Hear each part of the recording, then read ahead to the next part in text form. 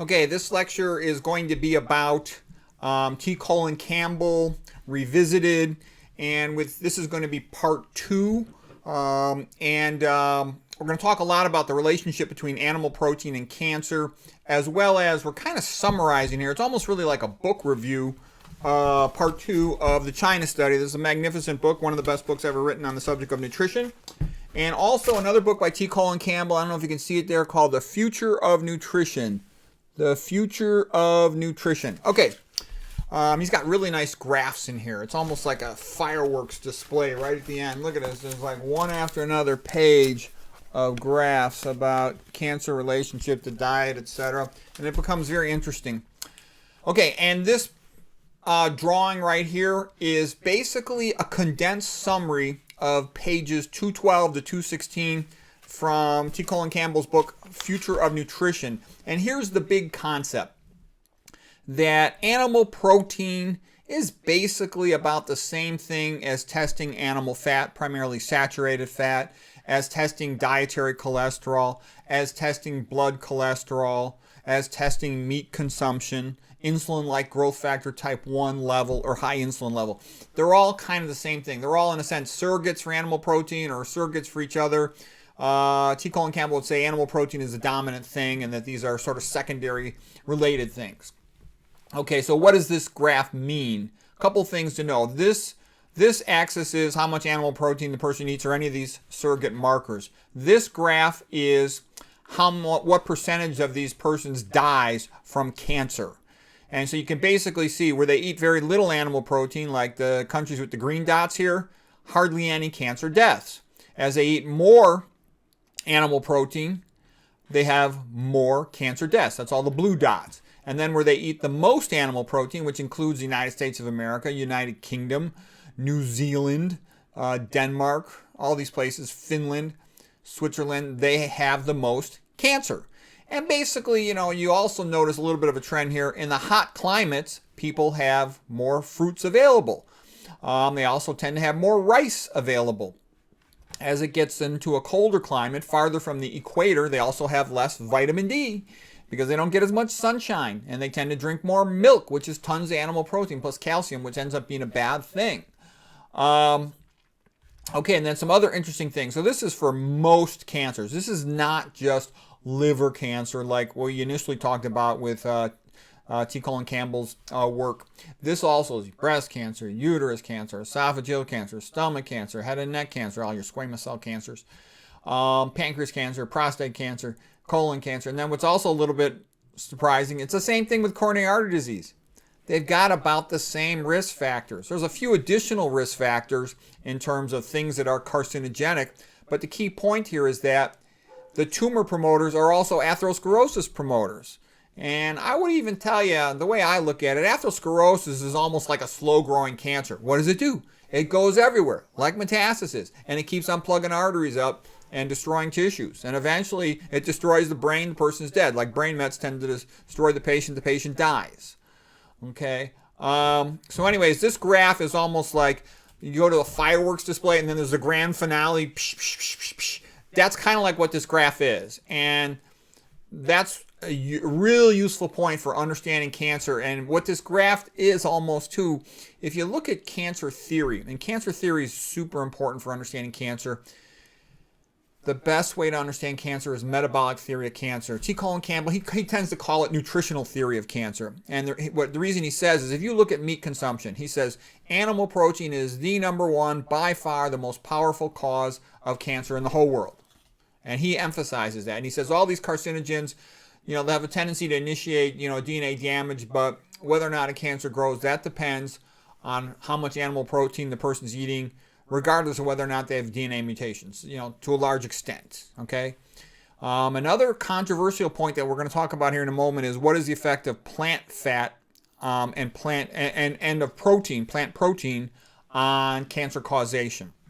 So anyways, I just wanted to show this picture, and we're going to come back to this picture again. And this summarizes a ton of valuable knowledge to help a cancer patient and to help you to avoid cancer. Okay, and by the way, I am not a cancer doctor. I just am lecturing. This is strictly for educational purposes only.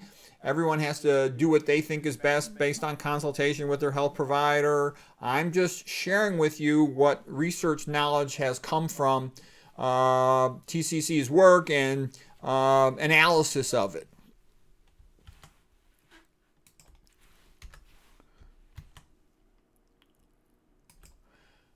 Okay, so this is what makes cancer grow. And some of this is from TCC's work, some of this is from other things that I've read, but a couple points is you want to always understand what causes a disease to the extent that's possible. So then, to prevent the disease, you avoid the things that cause it. And sometimes the same thing that causes it can be useful for treatment. You avoid the things that cause it, and that often can slow the disease down. So if you had a cancer diagnosed at 50 that was going to kill you at 60, but you dramatically slowed it down, you might live to 95 or 100, and the cancer becomes almost irrelevant. And that's kind of what you want to do. Okay, now animal protein, you want to avoid it. Don't eat a single bite of animal protein, not a single bite of meat, not one bite the rest of your life, okay? Animal protein has unique amino acid composition different than plant foods. It has more leucine, more lysine, more methionine. Those are essential amino acids that cancer needs to grow. They'll activate mTOR, a nutrient-sensing pathway that's like a contractor getting ready to build a building, and it's just waiting for all of its building materials to be available, which is these amino acids, and then it can tell the cell to replicate. That means cancer can grow. You don't want that. It'll cause increased cholesterol. Animal protein does that more than you would be surprised than animal cholesterol does, and it'll cause hyperlipidemia. Oh, hey, one other thing I want to show you before you click off of this. I had my daughter draw this picture here, and I don't know if you can see right there in the middle. That's kind of like, I'm trying to get my finger there, like Da Vinci, and Plato and Aristotle. This is painting, this is a drawing. She won't finish it because she's too busy with school, but the point of this drawing is it's like the School of Athens. And I was trying to get her to do the School of Athens with nutrition experts. So really we can decide who gets to be Aristotle and Plato right in the center. Should that be Kempner, McDougall, Pritikin, Burkitt, T. Colin Campbell? Should we have a competition? Who knows? All right, well, anyways, that's what I'm trying to get the kid to work on. It's very hard to get a kid to do anything, you know? I always thought when I was a husband, the father of the house, the man of the house, I'd be bossing everybody around, but it hasn't worked out that way. Anyways, animal protein, most powerful carcinogen ever. The methionine and cysteine are sulfur-containing amino acids that are present in increased amounts in animal foods, and they're partially degraded to sulfuric acid, causing low-grade metabolic acidosis. That acidotic milieu favors cancer. Not good. Another thing, very few people know this. Animal protein causes a decreased function of natural killer cells. It is the natural killer cells that help to remove cancer cells from the body and from the blood. By the way, what these page number references mean is this is page 223 from the Future of Nutrition. FON is Future of Nutrition. If anybody wants to look this stuff up. Animal protein is okay, we already said that. It decreases spontaneous voluntary energy expenditure. Person exercises less. When they eat high diets, high in animal protein, don't ask me why, probably because all the fat makes them sluggish. They just exercise less. Exercising is real good for improving immune system function because it gets the immune system to circulate throughout the body. You look at your arm has lymphatic vessels just all over the place, just like it has veins. And when you contract your muscles, it also squeezes the lymphatics to get that lymph flowing and to get those white blood cells moving around through your lymphatics so they can surveil the body and help remove cancer cells. Because a lot of cancer cells get shed into the blood. If you're psychologically stressed out, you've got excess platelet activation, which is hiding those cancer cells from the immune system. If you're relaxed and you're getting some exercise, guess what? Your immune system functions better and clears those out. One of the things you'll notice, look at our famous vegan survivors of metastatic breast cancer, Ruth Heidrich, PhD, and Janet Murray Wakelin. They both wrote books about recovering from metastatic breast cancer, and they were running marathons, okay? They're getting a ton of exercise. You know, I saw that lady, Ruth Heidrich, she's like 85 years old, and she says, I work out every day. And I'm thinking, oh man, I got to exercise every day. Some 85-year-old lady works out every day. I'm a wimp if I don't get some extra exercise every day. So that was kind of inspiring. I put a picture up in my bathroom, you know. This 85-year-old lady works out every day. I better get myself moving. Okay, anyways, it also said that excessive dietary animal protein, according to T. Colin Campbell, TCC, decreases DNA repair. Interesting. It increases reactive oxygen species in a way that promotes cancer growth. Okay, and these things sometimes become interconnected because if you remember when we talked about the Brownlee paper with regard to diabetes, excessive dietary fat, which is primarily saturated fat in the context of eating a lot of animal foods, will cause mitochondrial dysfunction. It's thought that it sort of overwhelms the inner mitochondrial membrane with too many electron carriers simultaneously going up to complex 2. And so we're not going to get into all that stuff, but the point being is saturated fat impairs mitochondrial function. Well, what is cancer? There's different ways to look at it, but a reasonable way to look at cancer is a situation where the cell has decreased mitochondrial function for whatever the reason. Typically it's hypoxia with a Warburg effect or Warburg effect, but it can also be for this reason. And when the mitochondria become dysfunctional for whatever the reason, the cell starts to rely more on glycolysis. And then there's a whole sequence of steps. We're not going to talk about that today. But what I'm trying to say is this is actually one thing where I disagree with T. Colin Campbell. I think he underestimates the significance of dietary fat. He's the best guy in the world for understanding the effect of animal protein on cancer, but I think that he underestimates some of the problems associated with dietary fat. And some of that work has been done by others. The Michael Brownlee paper is fantastic. The Gerald Shulman paper and lectures are fantastic on the subject of the effect of dietary fat on human metabolism. I think Roy Swank made a beautiful video of showing the effect of fat on blood. It thickens the blood, increased blood viscosity, causes a rouleau formation where the RBCs stick together. It's called blood sludge as well, and makes it harder for the red blood cells to get through the capillaries and thus deliver oxygen. And because they can't deliver oxygen so well, the tissues become hypoxic. Remember, the Warburg effect is tissue hypoxia. Hypoxia is lack of oxygen delivery, can induce cancer. Okay, it's bad. And it'll also create a milieu favoring cancer, more acidotic, more hypoxic. And so cancer will outcompete the cells around. So to a large extent, that's a good way to look at cancer. It's a de-differentiation. Instead of being part of a big organ system, like let's say a liver cell does what a liver cell does, detoxifies things, makes bile, maintains blood glucose level. It needs tons of ATP, tons of energy to do that. It needs aerobic metabolism. When it becomes anaerobic, most of the liver cells, they'll die, but the liver cell, some of them will be transformed into cancer where they say, screw this, I don't have enough energy to do what a liver cell does. I'm going to just live like a bacteria, live for myself, and I'm going to find another new place to live. Okay, that's like a cancer of the liver. And excessive obesity, people tend to get fat when they eat high amounts of dietary fat. The excessive dietary fat causing obesity, fat tissue in the body, adipose tissue has more aromatase enzyme, which converts androgens into estrogens, raising estrogen level, which increases the risk of breast cancer because it stimulates proliferation of the breast ductal cells, increase endometrial cancer, stimulates uterus tissue growth, and also the prostate's the male equivalent of a uterus, so that also increases prostate cancer risk. Okay, heme iron. There's more heme iron in meat. Okay, it's also present in soy. This is associated with increased oxidative stress. Cancer, like anaerobic bacteria, needs a lot of iron to grow. So it increases the risk of cancer growth. That's bad. That's another reason why I like to minimize my iron levels, my blood ferritin levels.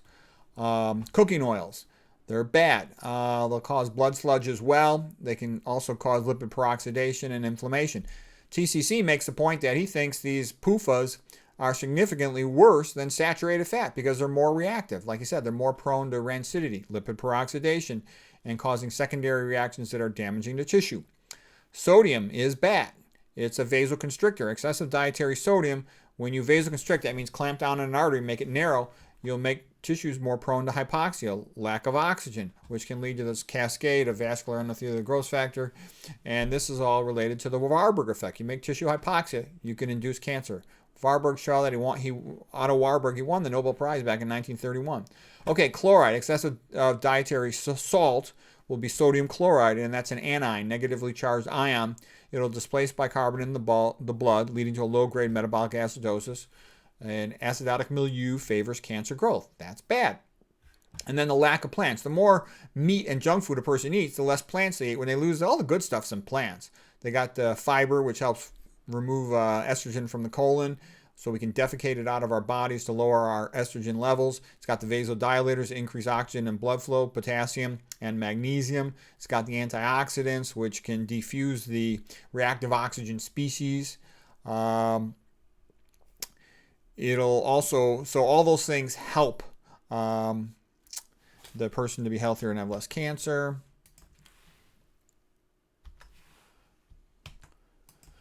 Okay, increased exercise. We talked about the benefits of that. Infants drinking cow milk. Oh, one thing TCC goes into a lot is there's lots of papers showing an increased incidence in babies who drink cow's milk, increased incidence of type 1 diabetes. It's not just his opinion. There's other experts who are saying that. Milk increases ILGF, insulin-like growth factor 1, increases prostate cancer. Oh yeah, another reason why milk is such a screw job for prostate cancer is not only do you have the high amounts of animal protein, but even if you have skim milk, you're still screwed because you got a lot of dietary calcium. The animal protein in high amounts decreases your activity of vitamin D, your vitamin D3. So vitamin D2 is the one they measure in the blood, but that's actually not that useful. It's really vitamin D3, which is 125 hydroxylated vitamin D, that is like 1,000 times more active than D2. So it's D3 is the hyperactive one that does all the good things, like help prevent cancer. And so the point is, milk is a double screw job. It's a double screw job because it has high animal proteins, suppressing activation of D to D3. And it also has high calcium, which suppresses activation of D2 to D3. So you're decreasing your amount of D3 available, which protects you from cancer. So you don't want to do that. Now, Lance Armstrong made a great recovery from metastatic testicular cancer with chemo. A lot of cancers, though, they're not as responsive to chemo. You really got to know whatever you got, how much yours in particular for that individual type responds to cancer. Okay, we talked about these two, Ruth Hydrus, Janet Marie Wakelin. Oh, this other guy, Chris Warks, another famous survivor of metastatic cancer. We talked about autoimmune causation by dairy, especially with the work of Roy Swank, and Dr. McDougall sort of took on the work with him and partnered with him to do more good work with MS and under other related situations.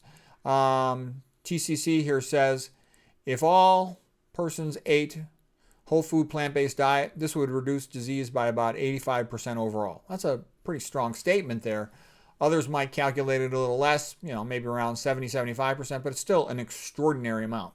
To anybody who's really studied nutrition, health, and medicine, the most powerful thing in all of health is eating a low-fat, low-sodium, whole food, plant-based diet. And the reason is that's what we're designed to eat. So if you give the body, if you had a pet animal and you want it to be healthy, you feed it what it's supposed to eat, and it'll be healthier. And it's an obvious thing, but hardly anyone knows it. It's like some secret mystery, and it's like the most obvious thing.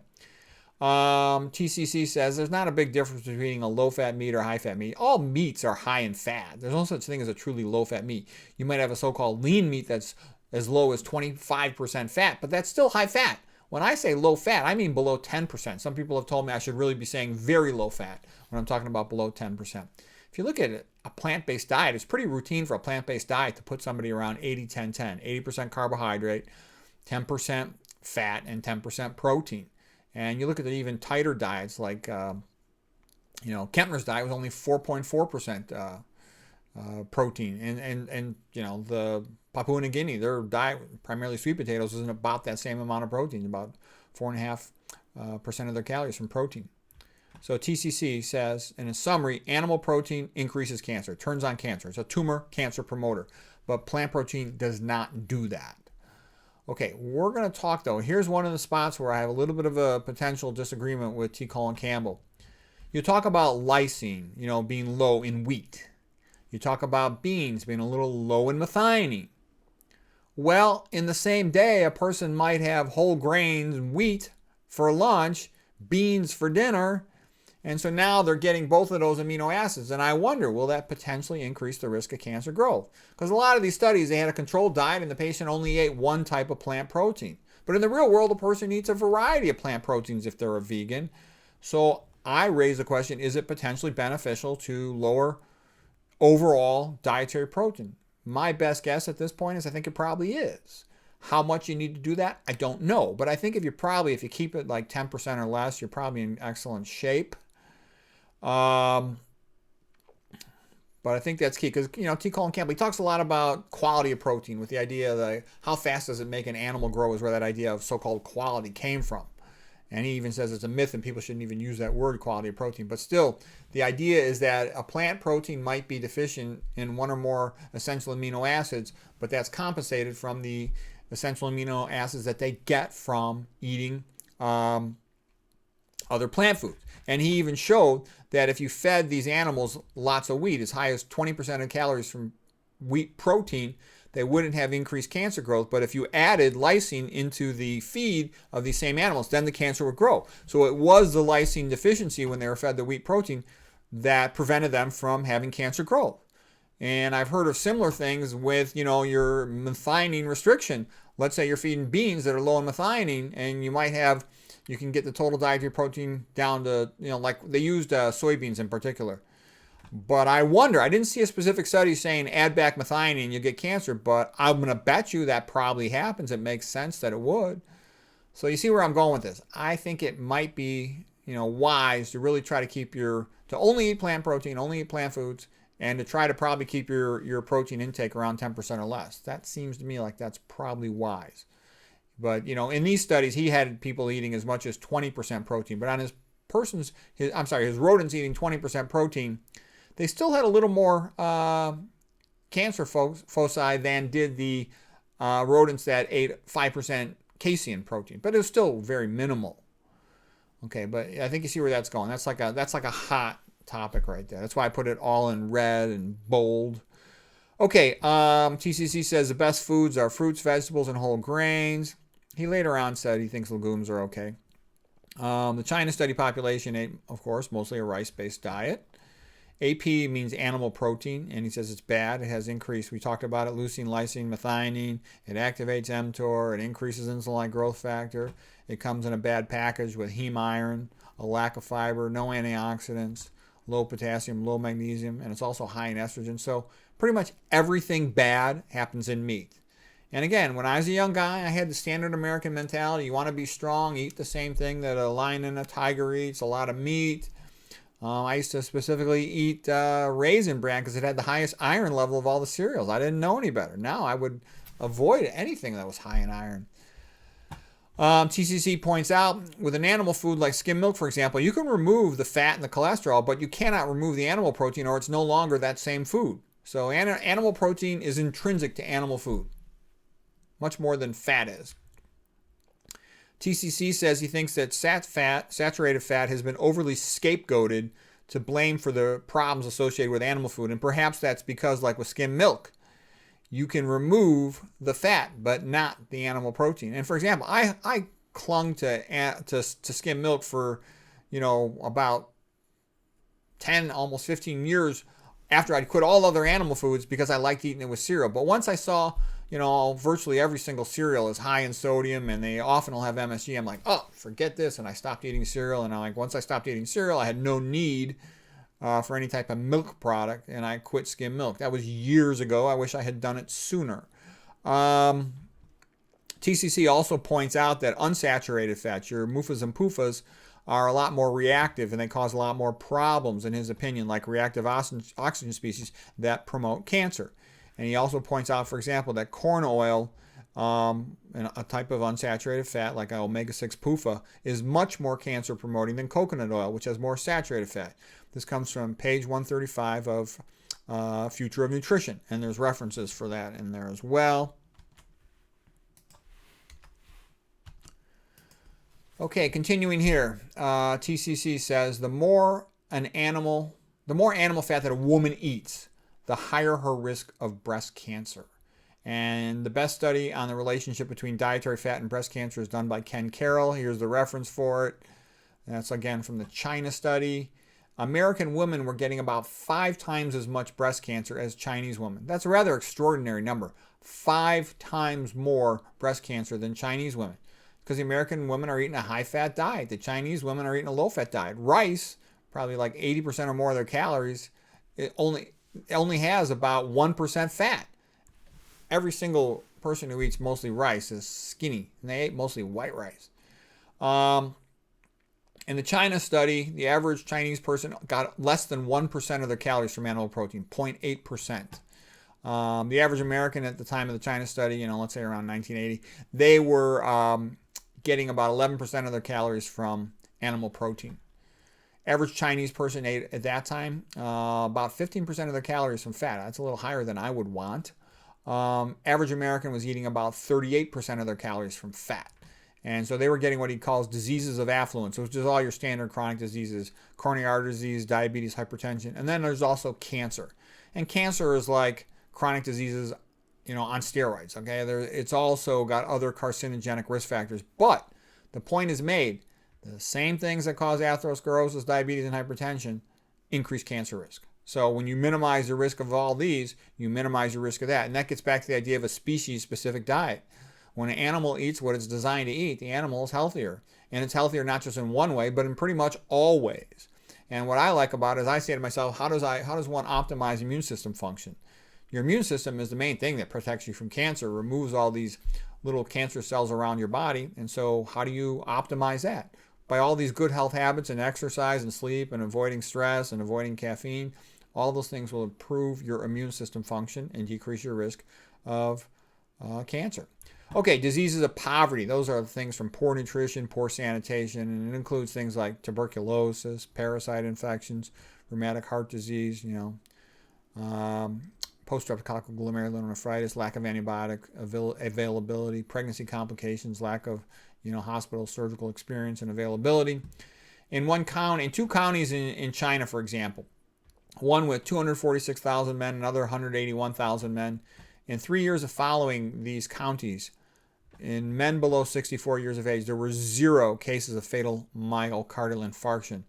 In the same type of area, in America or some other westernized, high-fat eating country, there would be a lot of those fatal myocardial infarctions in comparison.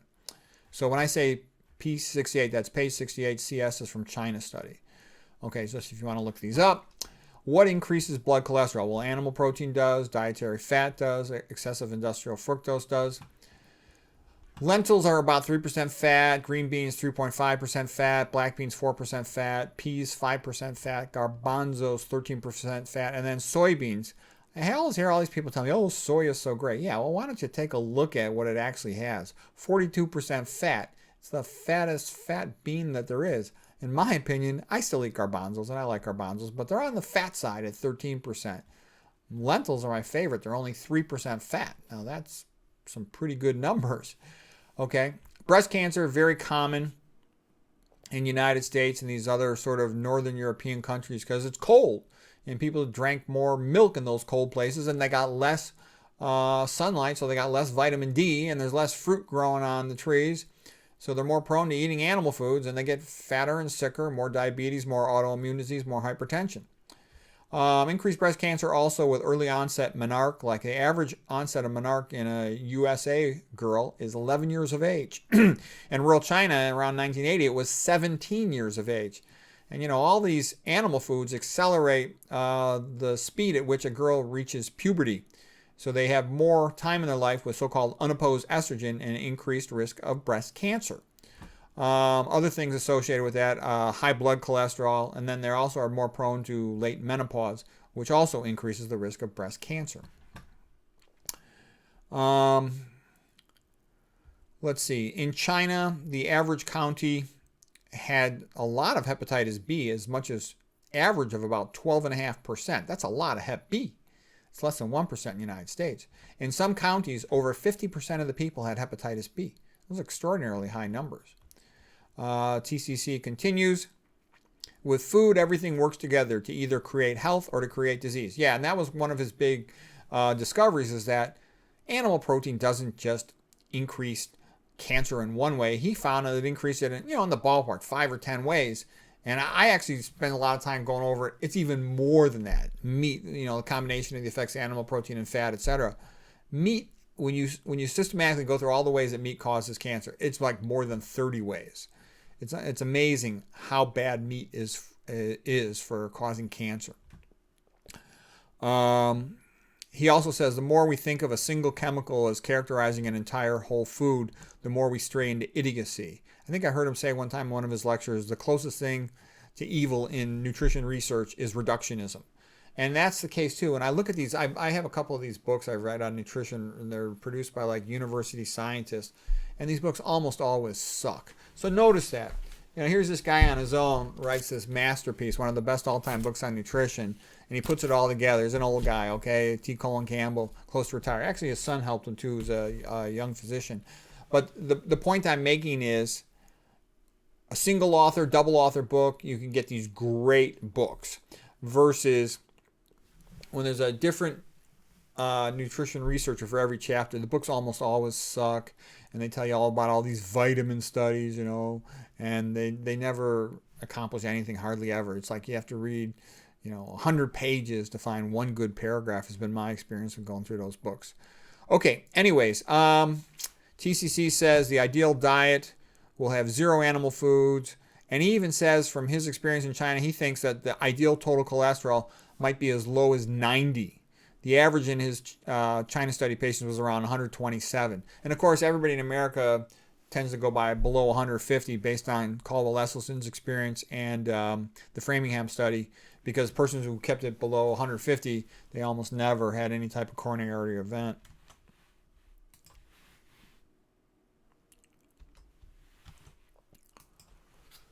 Okay, I think these are just 2 more slides.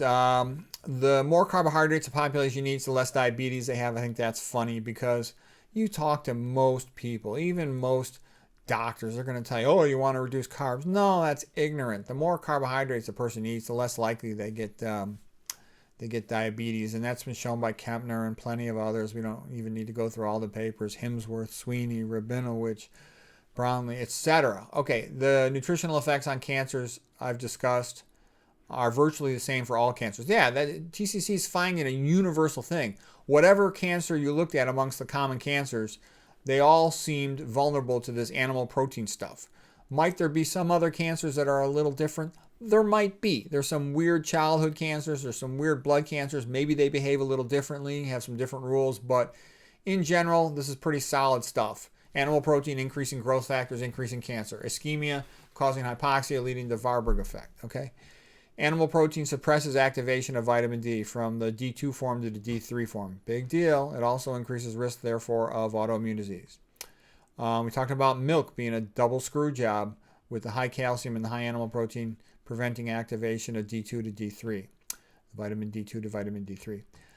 Here's a big statement by T. Colin Campbell. He says, I reject the common understanding of cancer as primarily determined by toxin-initiated genetic mutations. Okay, that's a big fancy way of saying what he's basically saying is, in his opinion, the somatic mutation theory is totally overrated. And I can tell you that there's a lot of people who say that. Probably the best book on that subject is Tripping Over the Truth by Travis Christofferson. And he basically goes into great detail about why he thinks SMT, somatic mutation theory, is bogus.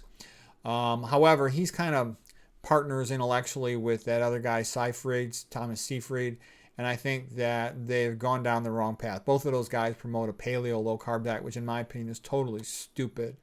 It just absolutely amazes me that they could be so ignorant. On the other hand, they've done a good job of figuring out cancer is metabolic, but they have not read about dietary lipids and hemorrheology, and I think that's incredibly ignorant. Okay, anyways, T. Colin Campbell talks about type 1 diabetes from drinking cow's milk. Okay, we went over that. The more cow milk a population drank, the more type 1 diabetes it had. There's a page references in China study.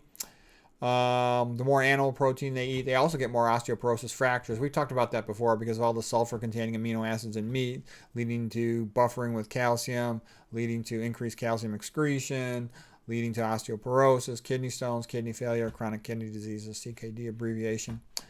Okay, and TCC kind of reminds me of Caldwell-Esselstyn. He's a real physically fit old guy. When he was 70, he was running 5 miles a day. Now he's in his 80s, still walking 3-4 miles a day or more. Okay, and look at Caldwell-Esselstyn, another vegan superstar, super ager. The guy's about 88, 89 years of age. He's going around giving all these lectures. He's real sharp. He's skinny. He looks good.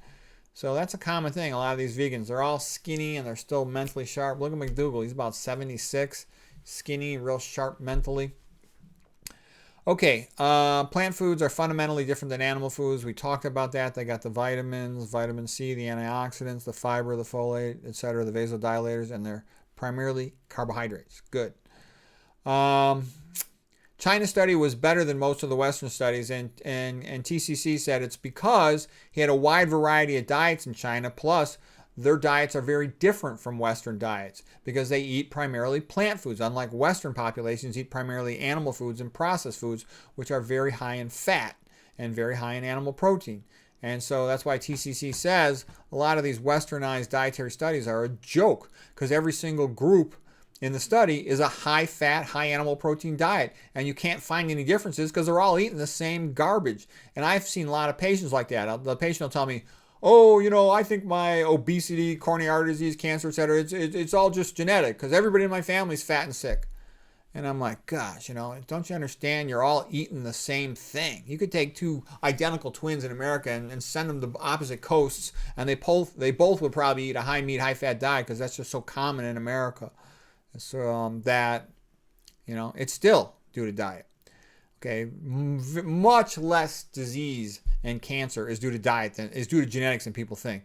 It's most commonly due to diet, and also, toxicology exposures play an important role as well. But this tendency to think it's family history is the main thing, it is not. I mean, there's a few rare situations where it is, but that's uncommon, quite uncommon, these cancer syndromes and whatnot. Okay, TCC says whole food plant-based diet is the only diet ever shown to prevent and reverse heart disease. Now, there's some patients who dramatically improved their cancer condition who are doing that diet, but is that proven? It's not proven yet, but there's a lot of anecdotal mentions that. I told you about that book, John Kelly, Stop Feeding Your Cancer, the Irish guy who got the idea from T. Colin Campbell, put all his patients. They continued all their standard care, but he also had them go vegan, and they did pretty well, according to him. TCC says the local theory of centrifugal spread, where cancer starts in one spot and spreads outward from there, is bogus, and that leads to excessive surgery, like the radical mastectomy of Halsted. Also, he said the genetic theory, mutation theory leads to, in his opinion, overemphasis on certain types of old type therapies. In his opinion, TCC says nutrition theory or metabolic theory leads to more nutritional approaches to management. TCC says some modern cancer therapies can be very, very, very expensive, and the poor patient is bankrupted. So a person has to be careful what they choose for multiple reasons. Okay, and then now here we're going to end with this slide again. So this is a magnificent slide. I mean, it summarizes so much. Basically, the more animal foods you eat, the more likely you are to get cancer and to die from that cancer.